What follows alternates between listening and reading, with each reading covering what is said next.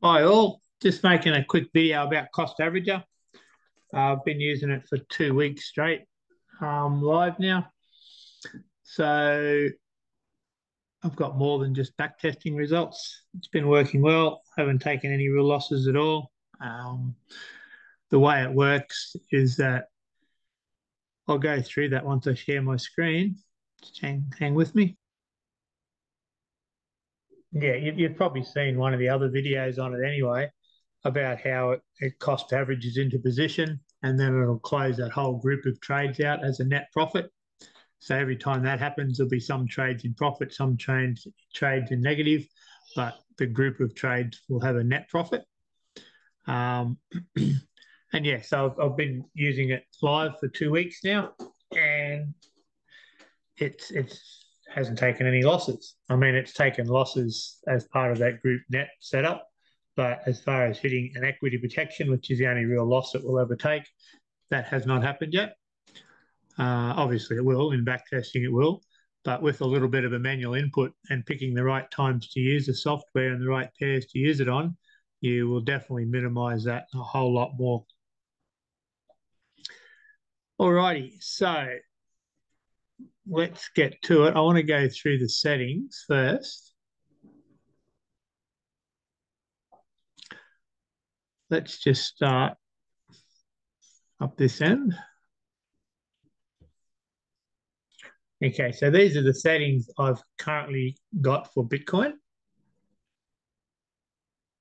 Now, the settings aren't super important. Well, they are to a certain degree. But let's just go through how it works first. So all three trends have to line up before it will take out a trade. Okay, so having all three trends lined up is a requirement before it'll take out an initial trade. After that initial trade is taken out, it's just going to open up a new trade every time the market moves $175. Okay, so the input trade gap is in a dollar value. So because this is Bitcoin and it's worth $27,000, every time it moves $175 in value, it's going to open up another trade. And then when the market turns and that group of trades hits the profit target of $15, it will close them all out and you'll be $15 in front. Okay, you can set a maximum number of trades per pair that it can open up. I've got mine set at 14. I generally doesn't open that many though. But if there's going to be a whole heap of different ways you can use this software. And you may choose to limit it to 3 or 4, who knows? But at the moment, I've just left mine at 14. The new trade will open every $175. Once all of those trades get into $15 of profit, it will close them all out. And then if the trends are still lined up, it will start another set of trades. Input volume, that's just your lot size.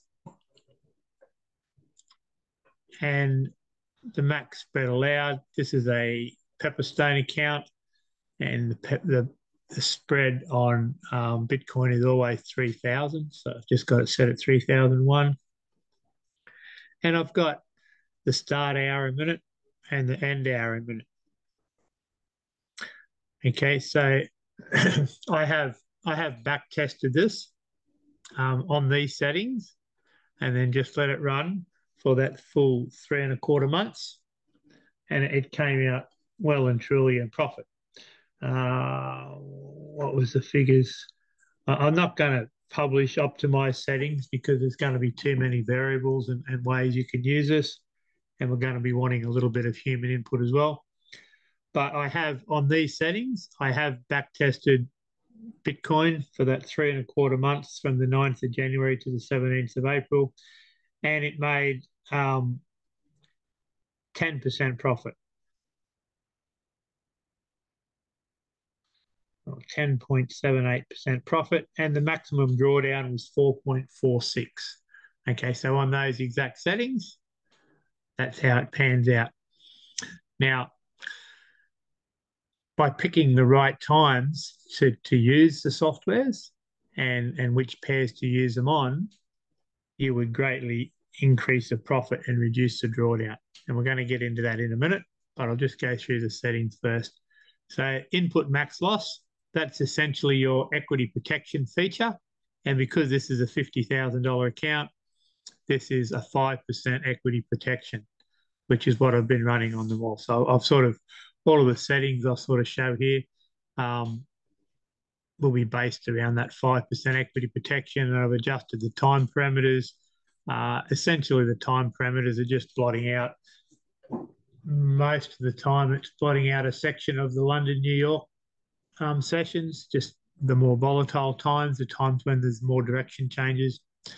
And yeah, so I don't intend this software to be one that you just run 24/7 on a whole heap of different pairs.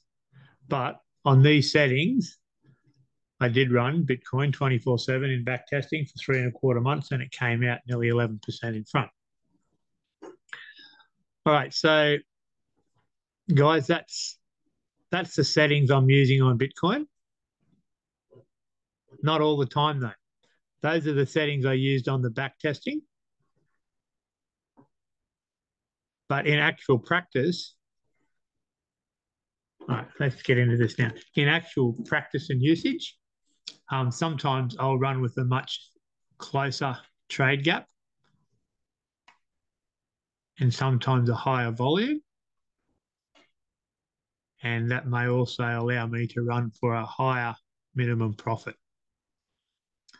And so generally, we've got to talk generally here, but generally the Asian session, so from our early morning when the market opens here in Australia right through until nighttime, 6 o'clock, there is less movement, less volatility. There's not as much goes on.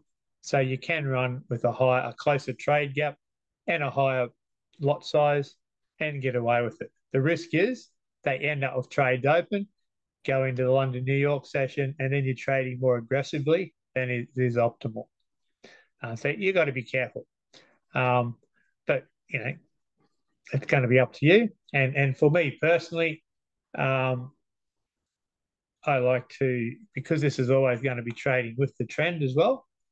If you can get a bit of a trend during the Asian session, you can make some quite decent and quite safe profits. You just need to be careful if you're running more aggressively than these settings. You just got to be careful to get out of the market before there's a lot more movement coming into the London and New York sessions. But anyway, so that's the backtesting settings I've used for Bitcoin. These are the backtesting settings I use for US30. Trade gap, minimum profit based off of one lot size. And these are the time parameters I used. The spread on Pepperstone US30 is quite often 48. So I have this set at 50. And running those settings for that 3.25 months, I made just over 16% profit, just running it 24/7 for that 3.25 months. And it's the same for all the pairs. I don't really intend this software to be running 24/7 for 3 months straight. I like to, generally get in and out of the market every day. But I have come up with these settings so that if you want to run it 24/7 for a lot longer than just a day, these settings are relatively safe. And but if you want to be a bit more hands-on, you can go a little more aggressive and get in and out of the market during the Asian sessions and maybe a little bit into the London session, but trying to avoid most of it. And definitely avoiding red folder news events with this software. All right, so that's my US30 backtesting settings. These are my gold backtesting settings.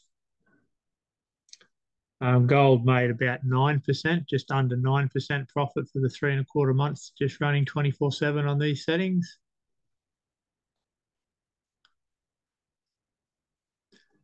These are my back testing settings for US yen, and it made just over 9% for that 3.25 months, and they all had under 5% drawdown, just running 24/7. But yeah, without a doubt, with the manual input, picking the right times to use the software, picking the best pairs, you will reduce the drawdown and increase your profit quite a bit. Now, these next two pairs, I haven't done back testing on, but I have done some live trading these last 2 weeks. And these were the settings I was using, but I haven't back tested them. And same with NAS 100. I was trading it these last couple of weeks, and those are the settings I was using, but I haven't done any back testing on them yet.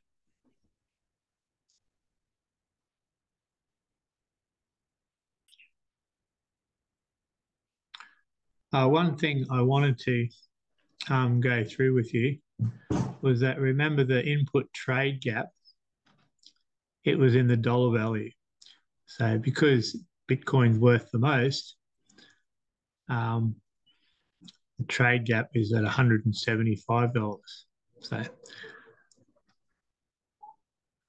if we have a look over here, from 2,600 up to 175, so between those two lines is basically what the gap's going to be. That's on the 1 hour chart. If we have a look at something like US yen, I've got the trade gap at 0.2. So it's essentially 20 cents. Well, it is 20 cents. And how that equates to pips is 4 decimal places. So 1, 2, 3, 4. Okay, so that would be equivalent to 20 pips. And on Euro US, because the decimal's in a different place, to get 20 pips, I'd have to go 1, 2, 3, 4 digits, which would be 0.002. So you can see my trade gap here is 0.002, which is also 20 pips. Okay, so let's talk about, so it's very easy to set up. There's not very many parameters. We've got the 3 trend filters that need to line up for that initial trade. It also tells us if we're within the time parameters with correct time and not correct time. We're used to all that. So let's talk about when's the best time to use the software. So avoid extra volatility. So avoid all red folder events.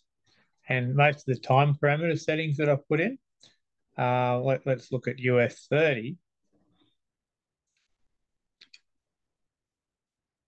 So it's going to, most of the red folder news events occur at 15:30 hours, which is 10:30 Queensland time.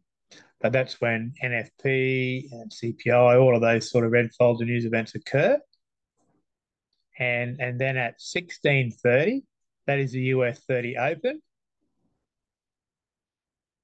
So I've got this set to start at 2000 hours. So a few hours after the US 30 open. So we've avoided that time period between 15:30 and where the red folder news events are, and also the US 30 open, and then we've given it a while to settle down, and then we've started trading, and it'll trade through the rest of the day. That's 4 hours, and then the first 14 hours of the next day. So these time parameters have essentially just blotted out the US 30 open and when the majority of the red folder news events occur. So for me, using it these last 2 weeks, I've simply turned it on early in the morning, or sometimes I've just left it running, and when it, so if I make some good profit and I close out all my trades before bed, I'll just turn it off and then start it the next morning. Um, Sometimes though, I might just have it set to start, a couple of hours before the end of the market day, and therefore when I wake up, it will have already taken out a few trades and started for me. So you can use the time parameters to set a start time for you if you don't want to get up early and start it. Anyway, but so starting early, trading right through the Asian session is generally not a problem at all.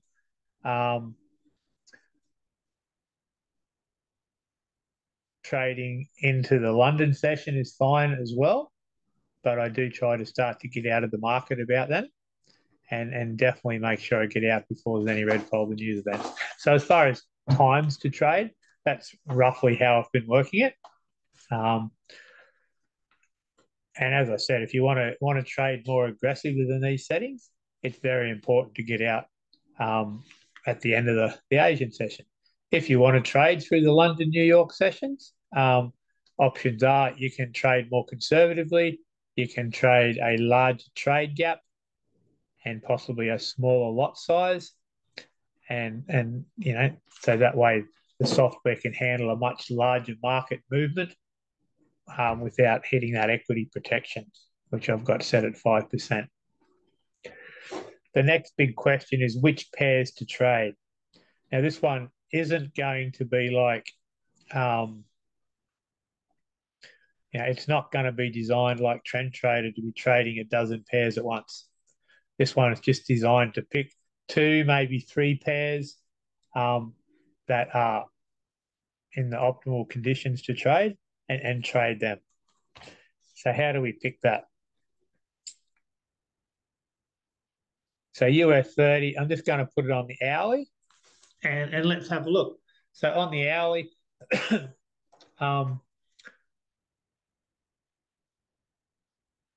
US 30, we can see it's been trending down for 1, 2, 3, 4, 5.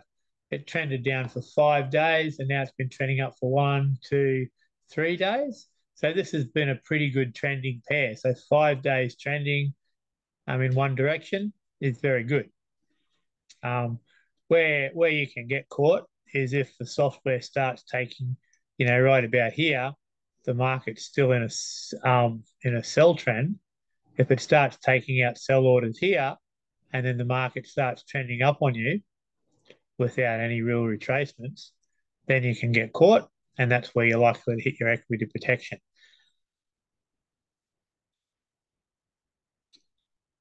Okie doke. Now, so I would call this a good pair to be trading because it's trending for quite a number of days in one direction. The other thing we want to check before we definitely decide to use this pair is if it's been trending for a few days in one direction, we need to know. So like this one's trending up. So what I wanted, so it's trending up. I'm happy with that. I'm happy to trade it based off that. What I want to know though is, am I getting close to resistance? Is the market likely to turn and start going down again, or is it likely to keep going up? And to do that, I'll just want to zoom out a bit more and have a look. And essentially, and there doesn't need to be any real technical analysis go on here. We just need to see what the market structure has been doing. So last time the market was going up, it went all the way up to here, before it went down, and then it went a little bit higher. But essentially, this uptrend stopped here, and the highest it reached was here. And then since then, it's basically been going down until now. It's just starting to come up. So there's no guarantees, but I'd be hopeful that this upward trend would continue right up to here. Now, I'm happy to trade US 30 this week. If this uptrend, if the market was actually right up here, I'd be going, it could be going to bounce. This could be the top of the uptrend, and I might not. I'd say, okay, this might not be the best pair to trade. Have a look at a different one. And so bring up another one and looking on the hourly, like on the hourly here, this one, this is Bitcoin. It's really ranging. There's no real trending going on here at the moment. If we have a look on the 4 hour though, it's trending down. So in this case, based off, really quick analysis, the market has trended up, but on the 4 hourly, it's starting to trend down. You know, this one's a bit in the middle, but because of the 1 hour where it's really just doing nothing except going sideways, probably not the best pair to use. And then you can just go through all the pairs and see which one's trending the best. And so two criteria really: trending strongly and not near support or resistance. All right, so let's have a look at US yen. It's been trending up for 1, 2, 3, 4, 5, 6 days basically, and there's on the 4 hour, it's all a strong uptrend the whole time, and so this was the most recent sort of resistance, and we've broken through that. So I'd be reasonably confident that this trend could continue, right through for quite a long time yet. So without a doubt, this would be one pair that I would use this week. I hope that makes a bit of sense.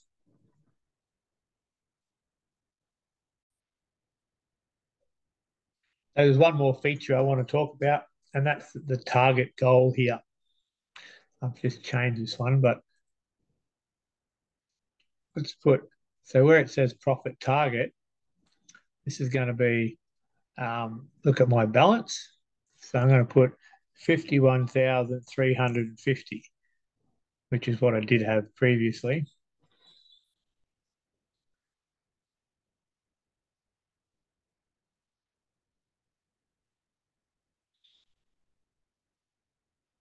It's probably not going to update because the markets are closed at the moment. That's what's going to happen. But what it would show is target hit. Okay, so if we have a look on this one, I have my profit target set at $51,000, and because my equity is already well and truly past that, it's showing as a target having been hit, and also says the target is minus $350. That means I've gone past my target by $350. I wasn't trading Bitcoin this week. That's why I've gone past. But if I then go and change that up to 51,000 or 52,000, then this would change if the market was open. But I don't think the market is open just here at the moment.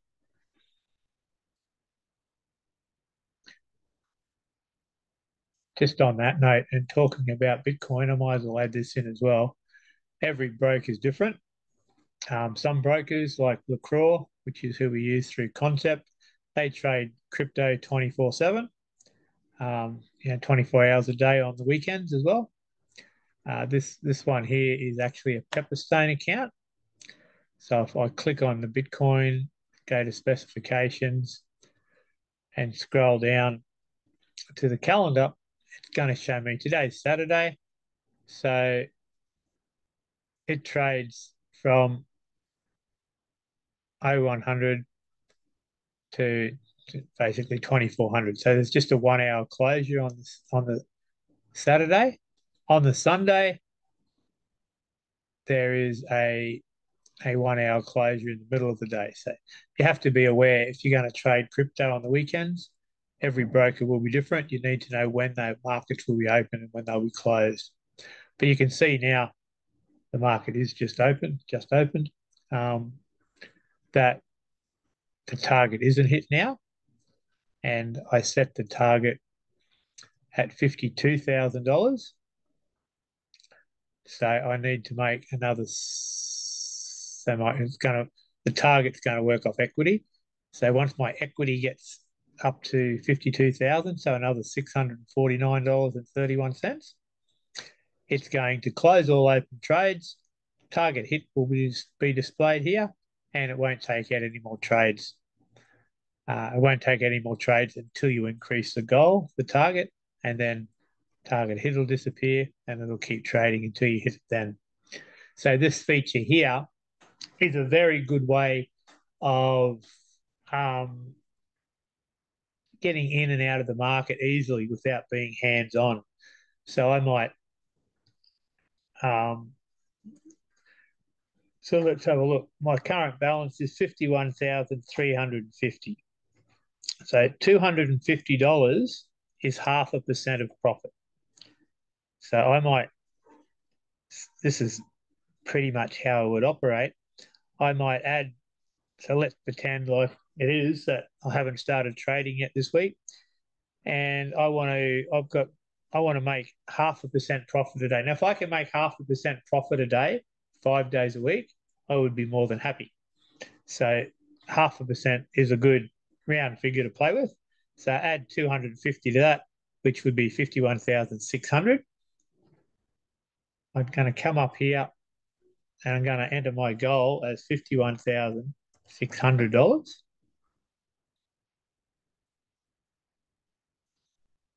We just wait for it to update.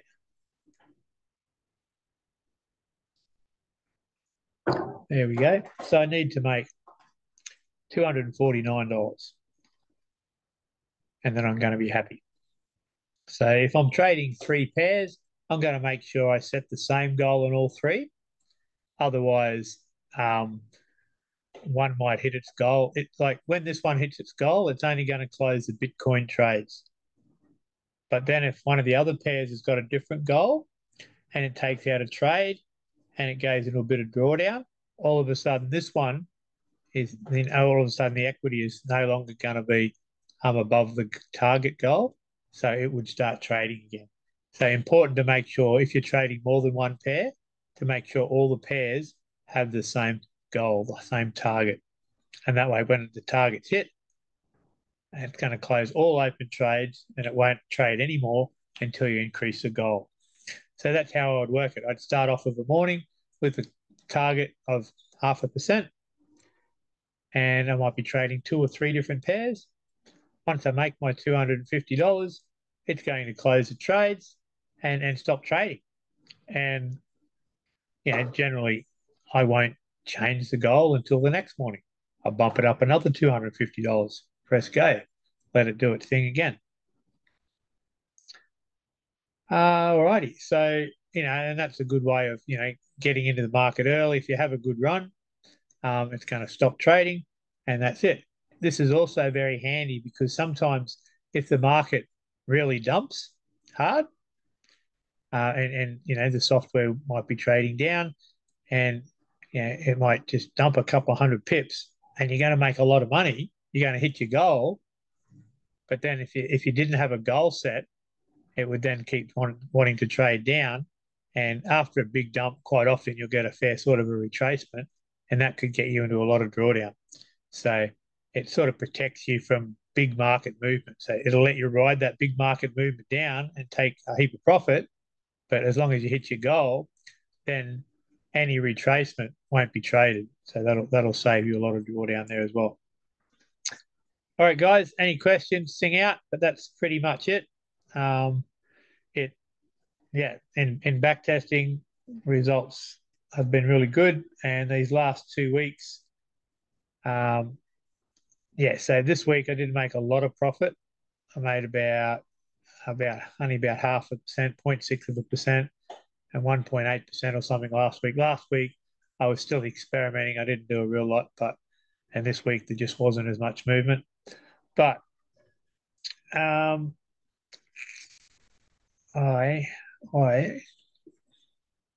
just let me pause for a sec. Okay, guys. So I do have. I forgot. I did set my cost averager up on my FX book. So this is for the 2 weeks that I've just been using it. And as you can see, I've made 2.7%, but drawdown has been under 1%. So I think for a software like this, this is where it's pretty exciting. And as long as you have that manual input, generally, you should be able to keep the drawdown nice and low. But don't get too aggressive though, because at some stage you will get caught in movement the wrong way, and you need to be conservative enough to handle that. But yeah, so any other exciting figures here? So I've been winning 71% of the trades.